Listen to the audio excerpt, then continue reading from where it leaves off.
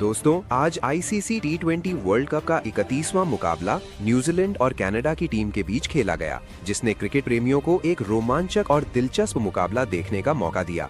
ये मैच चेन्नई के प्रतिष्ठित एमए चिदम्बरम स्टेडियम में आयोजित किया गया, जहां की पिच आमतौर पर स्पिन गेंदबाजों को मदद करती है और बल्लेबाजों के लिए शुरुआत में धैर्य रखना बेहद जरूरी होता है। टॉस जीतकर कनाडा की टीम ने पहले बल्लेबाजी करने का फैसला किया, जो उनकी रणनीति का अहम हिस्सा था, क्योंकि वे बोर्ड पर एक सम्मानजनक स्कोर खड़ा कर न्यूजीलैंड पर दबाव बनाना चाहते थे। मैच से पहले न्यूजीलैंड टीम से जुड़ी कुछ महत्वपूर्ण खबरें भी सामने आईं। टीम के प्रमुख ऑलराउंडर मिच सैंटनर की तबीयत ठीक नहीं होने के कारण वे इस मुकाबले में उपलब्ध नहीं थे। हालांकि टीम मैनेजमेंट ने उम्मीद जताई कि वे अगले 24 घंटों में पूरी तरह फिट हो जाएंगे। इसके अलावा लॉकी फर्ग्यूसन के घर पहले बच्चे के जन्म की खुशखबरी ने टीम के माहौल को भावनात्मक बना दिया और पूरी टीम उनकी इस खास खुशी में शामिल नजर आई। उनकी अनुपस्थिति में काइल जैमिसन को टीम में शामिल किया गया, जो अपनी लंबी कदकाठी और तेज गेंदबाजी के लिए जाने जाते हैं, और ये बदलाव टीम संतुलन के लिहाज से काफी महत्वपूर्ण माना गया। वहीं कोल मैकॉन्ची को सैंटनर की जगह मौका मिला, जिनसे उम्मीद की जा रही थी कि वे ऑलराउंड प्रदर्शन से टीम को मजबूती देंगे। मैच की शुरुआत में कनाडा के सलामी बल्लेबाज युवराज समरा और दिलप्रीत बाजवा ने संभलकर बल्लेबाजी की और शुरुआती ओवरों में विकेट बचाने पर ज्यादा ध्यान दिया। न्यूजीलैंड के अनुभवी तेज गेंदबाज मैट हेनरी के खिलाफ युवराज समरा ने आत्मविश्वास दिखाते हुए आक्रामक अंदाज अपनाया और लगातार 2 शानदार चौके जड़कर अपनी मंशा साफ कर दी कि वे दबाव में खेलने के बजाय सकारात्मक क्रिकेट खेलना चाहते हैं। हालांकि न्यूजीलैंड की गेंदबाजी लाइनअप काफी मजबूत मानी जाती है, फिर भी कनाडा के बल्लेबाजों ने धैर्य और संयम के साथ शुरुआत की ताकि वे जल्दी विकेट खोकर मैच से बाहर न हो जाएं। दोनों ओपनरों की रणनीति साफ थी कि पहले पावर प्ले को संभलकर खेलते हुए साझेदारी बनानी है और फिर धीरे धीरे रन गति को बढ़ाना है। कनाडा के लिए यह बेहद जरूरी था कि वे मध्य ओवरों तक कम से कम नुकसान के साथ पहुंचे, क्योंकि बड़े टूर्नामेंट में मजबूत टीमों के खिलाफ टिकर खेलने से ही मुकाबले में बने रहने की संभावना बढ़ती है। चेन्नई की गर्म और उमस भरी परिस्थितियों में खिलाड़ियों की फिटनेस और धैर्य भी बड़ी परीक्षा थी, इसलिए बल्लेबाजों को शॉट चयन में सावधानी बरतनी पड़ रही थी।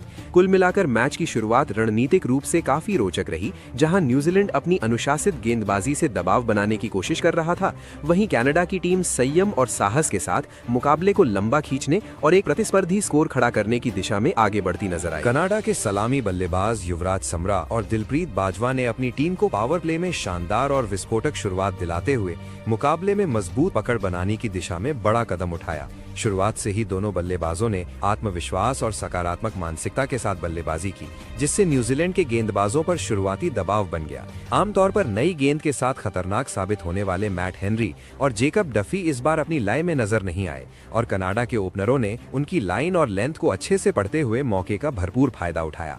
दोनों बल्लेबाजों ने जोखिम भरे शॉट खेलने के बजाय पहले गेंद की गति और पिच के व्यवहार को समझा और फिर धीरे धीरे अपने शॉट्स का दायरा बढ़ाया। पावर प्ले के दौरान कनाडा ने एक भी विकेट नहीं गंवाया, जो किसी भी टीम के लिए टी20 क्रिकेट में बेहद महत्वपूर्ण उपलब्धि मानी जाती है। शुरुआती 6 ओवरों में 50 रन बनाना टीम के लिए एक मजबूत प्लेटफॉर्म तैयार करने जैसा था, क्योंकि इससे बल्लेबाजों को आगे के ओवरों में खुलकर खेलने का आत्मविश्वास मिला। युवराज समरा और दिलप्रीत बाजवा के बीच शानदार तालमेल देखने को मिला, जहां दोनों ने स्ट्राइक रोटेशन पर भी ध्यान दिया और खराब गेंदों का पूरा फायदा उठाते हुए चौके बटोरे। न्यूजीलैंड के कप्तान ने गेंदबाजी में बदलाव करते हुए जेम्स नीशम को आक्रमण पर लगाया, लेकिन कनाडा के बल्लेबाजों ने उन्हें भी नहीं बख्शा और उनके ओवर में तेजी से रन बटोरते हुए रन गति को और तेज कर दिया। हालांकि पावर प्ले के बाद रन बनाने की गति थोड़ी धीमी हो गई और अगले 24 गेंदों में सिर्फ 25 रन ही आए, लेकिन कनाडा के लिए सबसे सकारात्मक बात यह रही कि उनका कोई विकेट नहीं गिरा। टी20 क्रिकेट में विकेट हाथ में होना सबसे बड़ी ताकत होती है और यही वजह थी कि दोनों सलामी बल्लेबाजों ने जल्दबाजी दिखाने के बजाय समझदारी से बल्लेबाजी जारी रखी। उन्होंने जोखिम कम लेते हुए सिंगल डबल के जरिए स्कोरबोर्ड को चलाए रखा और पारी के अंतिम चरण के लिए खुद को तैयार किया। इस दौरान न्यूजीलैंड के गेंदबाज विकेट निकालने के लिए लगातार कोशिश करते रहे, लेकिन उन्हें ज्यादा सफलता नहीं मिली और उनकी गेंदबाजी उतनी खतरनाक नजर नहीं आई जितनी उनसे उम्मीद की जा रही थी। युवराज समरा विशेष रूप से शानदार फॉर्म में नजर आए और जैसे जैसे पारी आगे बढ़ी, उन्होंने अपनी बल्लेबाजी की गति को बढ़ाना शुरू कर दिया। उन्होंने स्पिन गेंदबाज कोल मैकॉन्ची के खिलाफ आक्रामक रुख अपनाते हुए लगातार 2 छक्के और एक शानदार चौका जड़कर मैच का रुख बदलने की कोशिश की। उनके इन शॉट्स ने न सिर्फ टीम के स्कोर को तेजी से आगे बढ़ाया, बल्कि न्यूजीलैंड के गेंदबाजों पर मानसिक दबाव भी बढ़ा दिया। दिलप्रीत बाजवा ने भी दूसरे छोर से संयमित भूमिका निभाते हुए स्ट्राइक रोटेट की और युवराज को खुलकर खेलने का मौका दिया।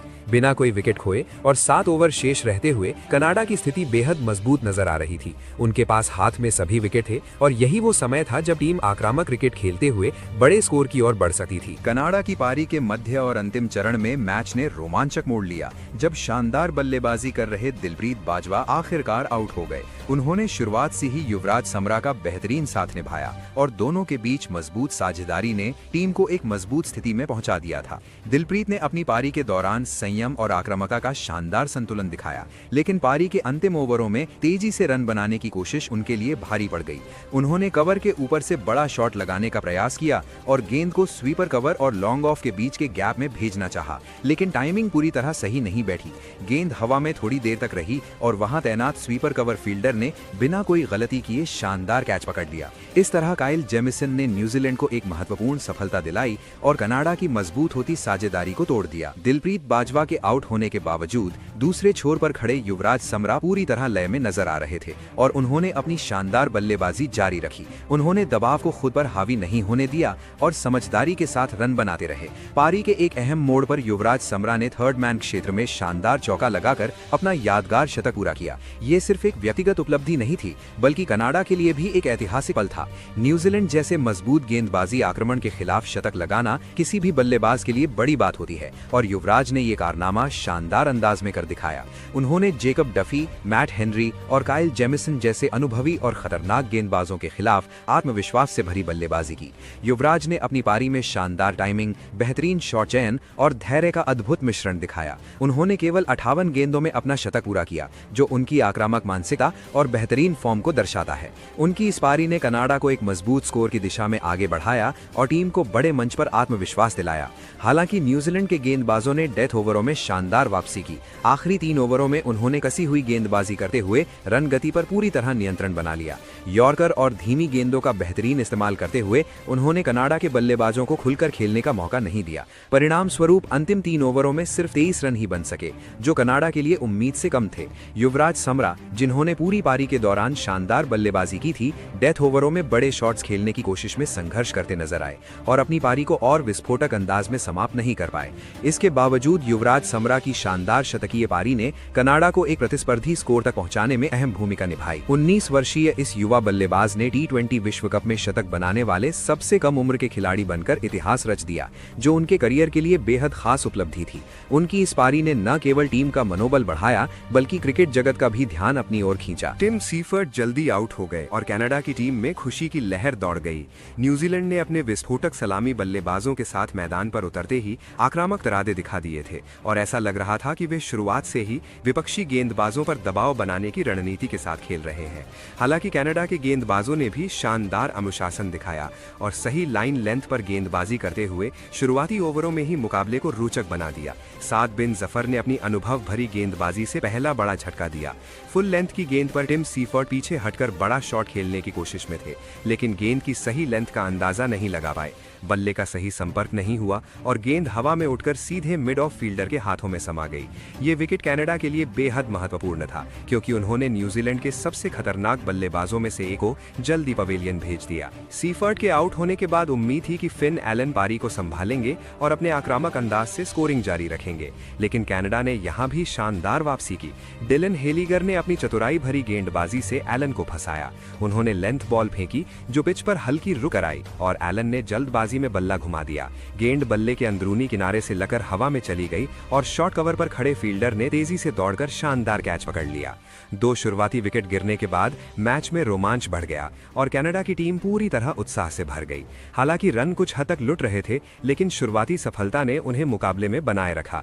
न्यूजीलैंड के लिए अब जिम्मेदारी मिडिल ऑर्डर पर आ गई थी और यहीं से रचिन रविंद्र ने समझदारी भरी बल्लेबाजी करते हुए पारी को संभाला। उन्होंने जल्दबाजी नहीं दिखाई और स्ट्राइक रोटेट करते हुए दबाव को कम किया। दूसरी ओर ग्लेन फिलिप्स ने अपने स्वाभाविक आक्रामक अंदाज में बल्लेबाजी शुरू की और जैसे ही उन्हें सेट होने का मौका मिला, उन्होंने स्पिनरों को निशाना बनाना शुरू कर दिया। फिलिप्स ने स्वीप, रिवर्स स्वीप और लॉन्ग ऑन की दिशा में बड़े शॉट खेलते हुए रन गति को अचानक तेज कर दिया। उनकी आक्रामकता ने मैच का रुख बदल दिया और कनाडा के गेंदबाज धीरे धीरे बैकफुट पर जाते नजर आए। दोनों बल्लेबाजों के बीच शानदार साझेदारी देखने को मिली, जहां रविंद्र ने एंकर की भूमिका निभाई और फिलिप्स ने आक्रामक बल्लेबाजी का जिम्मा उठाया। इस संतुलन ने न्यूजीलैंड को मजबूत स्थिति में पहुंचा दिया। जैसे जैसे लक्ष्य करीब आता गया, कीवी बल्लेबाजों का आत्मविश्वास भी बढ़ता गया और उन्होंने जोखिम कम लेते हुए समझदारी से रन बनाना जारी रखा। फिलिप्स ने शानदार अर्धशतक पूरा किया, जिसमें कई आकर्षक चौके और छक्के शामिल थे, जबकि रविंद्र ने दूसरे छोर से स्थिरता बनाए रखी और टीम को किसी भी तरह का दबाव महसूस नहीं होने दिया। कनाडा के गेंदबाजों ने बीच बीच में वापसी की कोशिश जरूर की, लेकिन न्यूजीलैंड की मजबूत बल्लेबाजी लाइनअप के सामने उनकी रणनीति ज्यादा प्रभावी साबित नहीं हुई। फील्डिंग में भी कुछ छोटी गलतियों ने न्यूजीलैंड को अतिरिक्त मौके दिए, जिसका उन्होंने पूरा फायदा उठाया। आखिरकार न्यूजीलैंड ने संतुलित और आक्रामक बल्लेबाजी का बेहतरीन मिश्रण दिखाते हुए लक्ष्य हासिल कर लिया और मुकाबले को अपने नाम कर लिया। शुरुआती झटकों के बावजूद टीम ने संयम और आक्रामकता दोनों का सही इस्तेमाल किया, जो उनकी जीत का सबसे बड़ा कारण बना। तो दोस्तों, इस मैच हाईलाइट में इतना ही। हम मिलते हैं अगले वीडियो में नए रोमांचक मुकाबले की हाईलाइट के साथ। तब तक के लिए धन्यवाद।